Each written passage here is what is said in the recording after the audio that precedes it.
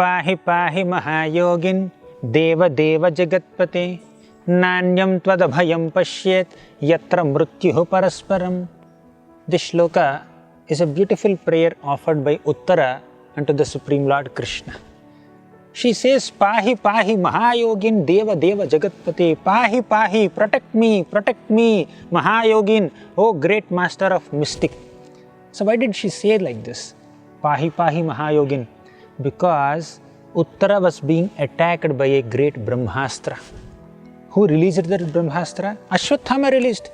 Actually, this Ashwathama, who was the son of Dronacharya, he released a Brahmastra to kill Parikshit Maharaj, who was still within the womb of Mother Uttara. Earlier, this Ashwathama killed the 5 sleeping sons of Pandavas. Actually, Ashwathama's goal is to make Pandavas bereft of any descendants.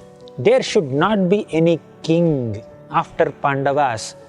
Because Pandavas won this Kurukshetra war, they are going to be kings.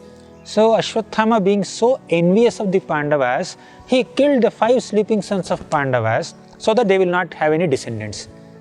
And somehow Ashwathama was caught, and Draupadi felt very compassionate on Ashwathama. She said that after all, he is a Brahmana, and this Ashwathama is also the son of Guru Dronacharya, who taught all military knowledge to Pandavas. So although he has done a heinous act of killing my sons, I don't want to cause any pain to his mother Kripi. She will also cry when Ashwathama dies. Now I know what is the pain of the child's death. I am suffering the death of my sons. I don't want to give that kind of similar pain to Ashwathama's mother by killing Ashwathama. So Arjuna released Ashwathama. Without any gratitude, Ashwathama wanted to kill even Parikshit Maharaj, who was still within the womb of Uttara. So Ashwathama killed these sleeping sons of Draupadi, means the sons of Pandavas. Now they are done. Ashwathama wanted to kill the grandson of Pandavas now. So Ashwathama released the Brahmastra to kill this embryo of Mother Uttara. So in that context, Uttara came running towards Krishna. Uttara said, Pahi Pahi Mahayogin, oh Krishna, you are Mahayogi, you are the greatest master of all mystics. Please protect me. Deva Deva, you are the God of all gods. Jagatpate, you are the Lord of the entire universe. And please protect me from this fiery arrow that is coming to kill me.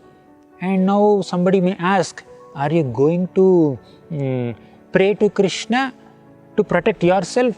Uttara's answer to such a question would be that I am not praying for my life. I am praying for the life of my child within my womb.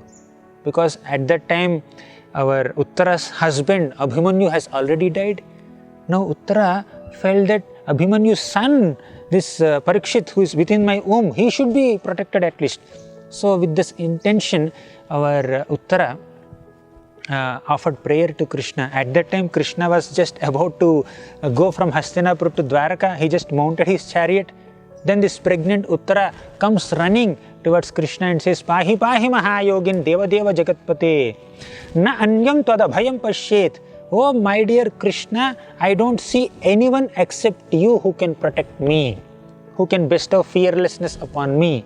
Na Anyam Tadabhayam Pashyet Yatra Mrityuhu Parasparam. When Mrityu or death is in front of us, who can protect us? No one can protect us, but Krishna can protect us in any situation. When Draupadi was being disrobed by Dushasana in that huge assembly, no one came to protect. Many people had the ability to protect, but somehow because of some obligations or some rule or some regulation, none of them could protect.